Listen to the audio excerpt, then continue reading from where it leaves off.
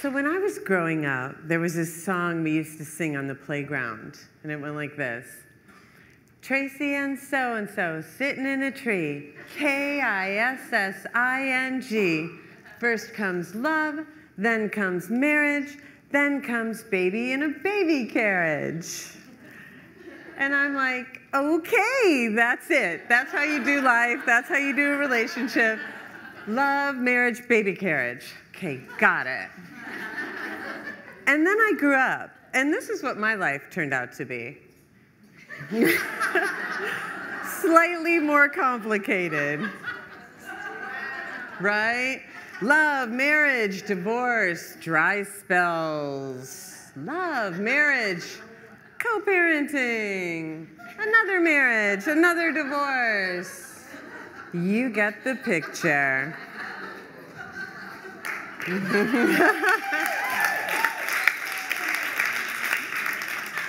So if you're good at math and or a fast reader, what you got there is that I've been married 3 times. Yep, 3. And divorced. And what that's supposed to mean is that I am a total failure at relationships. And that is one way to look at it, but not the only way. Because what I think really happened is that I kept marrying the wrong person. Now, it's not that I didn't, it's not that I chose bad guys. My first 2 husbands were amazing men who are now married to wonderful women who aren't me. And my 3rd husband, well, we're friends on Facebook now. So all's well that ends well, right? After the collapse of my 3rd marriage in 2005, I realized that I had been marrying everyone in sight except the one person that I really needed to marry in order to have a great relationship. And that once I married that person, all of my relationships would be successes, even the failures. The so-called failures, actually. So since we're talking today about women inventing, I want to talk about inventing relationship. And what I've found through a lot of trial and obviously many, many, many errors to be the thing that has transformed my life in love. And that is this idea of marrying yourself. So what does it mean to marry yourself? It's a big idea. It's as big as marriage itself, except if I could just summarize it, it would be that you enter into a relationship with yourself and then you put a ring on it. In other words, you commit to yourself fully. And then you build a relationship with yourself to the point where you realize that you're whole right now. That there's no man, woman, job, circumstance that can happen to you that's going to make you more whole, because you already are. And this changes your life. So by now, I'm sure at least some of you are wondering why you should be listening to a 3-time divorcee talk about marriage, even to herself. And I understand that. And here's what I have to say about that. Is that what I've learned, and my experience is that the places where you have the biggest challenges in your life become the places where you have the most to give, if you do your inner work.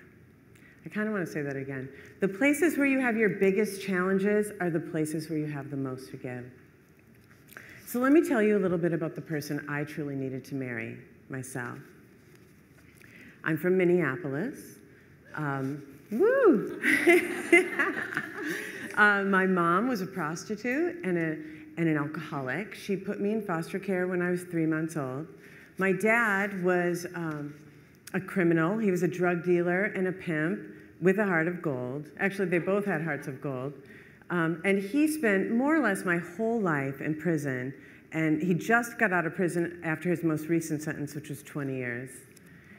And I spent, until the age of 9, I was in probably 24 foster homes. And the thing you need to know about this story, because there's like a lot of details, obviously, but the thing you need to know is that I came out of that childhood with one goal: to never be left. And the way I was going to do that is that I was going to get married. That was the way I was going to accomplish that goal. So I got married the first time to a guy I met when I was 17. We got married a couple years later. When I was 19, he was a really good guy from a great family. He had an MBA. I mean, it was like, you know, it was like marriage material. And, you know, I was thrilled. I was like, I have a family, I belong somewhere, this is wonderful. And then after 5 years, I left him. And then 10 years later, I got married again to another wonderful guy who's the father of my now 16-year-old son. We still have a wonderful relationship. He's a really good guy. But after 4 years, I left him too. And I'm not proud to say that I did that, but in order to really marry yourself, you have to get sometimes very painfully honest with yourself about what it is that you've done.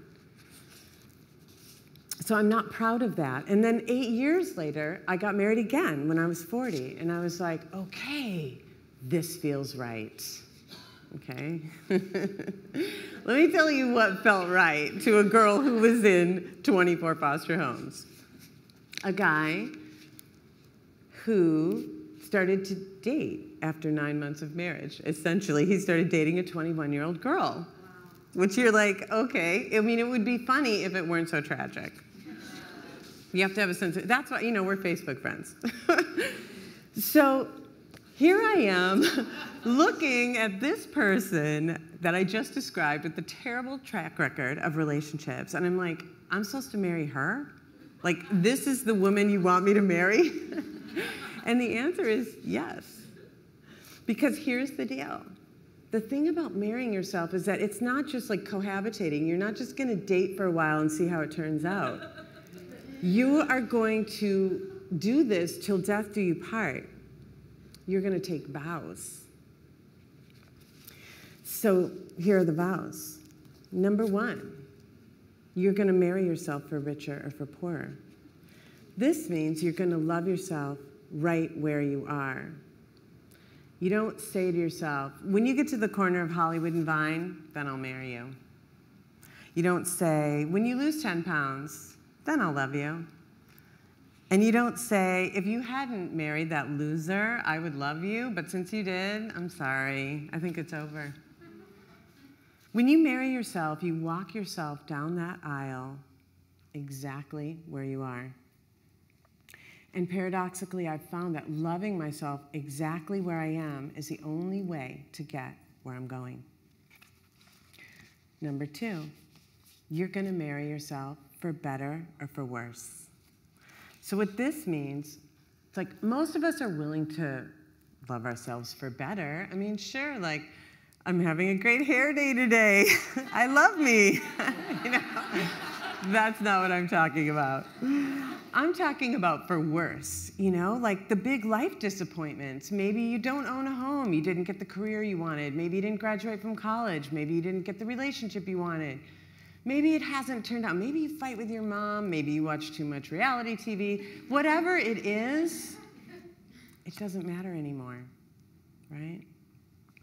Because when you marry yourself, you agree to stay with you no matter what. So third, you marry yourself in sickness and in health. So what this means is that you forgive yourself for your mistakes. A mistake isn't actually a failure unless you don't learn from it and unless you don't grow. There's a saying, you ask for patience, and what you get is a line at the bank. And what that means is that life does not give you what you asked for. It gives you the people, places, and situations that allow you to develop what you asked for. And you know, the thing is that if you don't get it right the first time, life will give it to you again. Because life is very generous that way. It's like, I didn't get it the first time in the first marriage, and I didn't get it the second time. You know, it's like, okay, maybe the third time I'll get it. So inside that terrible experience of that third marriage, I learned something about in sickness and in health. And what I learned is how to sit by my own bedside and how to hold my own hand and how to nurse myself and how to comfort myself. And what I learned is that I am a person that I can count on. Last but not least, you marry yourself when you marry yourself, it's to have and to hold yourself. So what does it mean to have and to hold? Well, I think it means that you love yourself the way you want someone else to love you. I had always been going through life like with this sense of lack. I felt like I was kind of half a person and that I was missing something. And I went into my relationships hoping to solve this feeling that I'd had my entire life, that I wasn't whole unless someone loved me. And the truth is that I wasn't ever going to feel whole until I learned to love myself.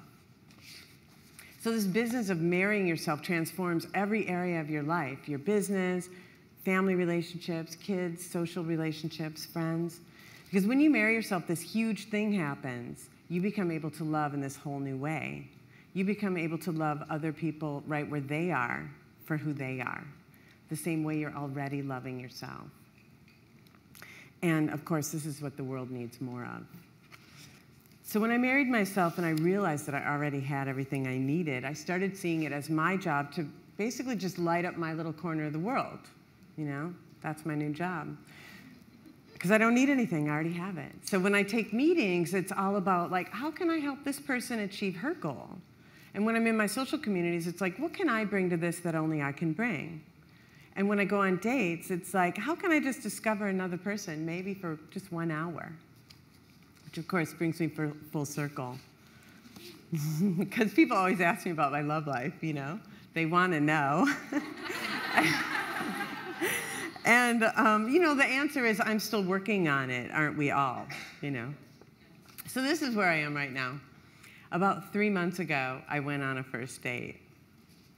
And about 30 minutes into the date, I found myself paying attention not to whether he liked me, but how I felt in his presence. I noticed that I was like light and happy and joking. And as I reflected on the date afterward, I was like, wow, I got really excited. I'm like, look, this is how committed I am to myself. I'm not even on this date trying to like get someone to like me. You know, I'm more interested in how I feel about me than how he feels about me. Not because I'm selfish, but because the only relationship I'm ever going to have with another person is the one that I'm already having with myself. I'm just going to have it with them now. So it turned out he liked me, you know, and we're still together, and it's cool and amazing, you know, but like I've been married 3 times, so slow down. You know? The thing is, I'm not trying to get security from him through marriage, and God forbid, a baby carriage. I'm only here to just be in relationship. I'm not dying to hear the words, will you marry me?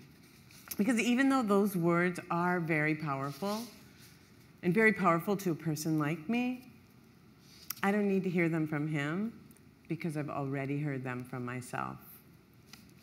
And the way I see it, it's like I took myself to the top of a mountain, or maybe to the bottom of the ocean, and I got down on one knee, and I said, I'll never leave you.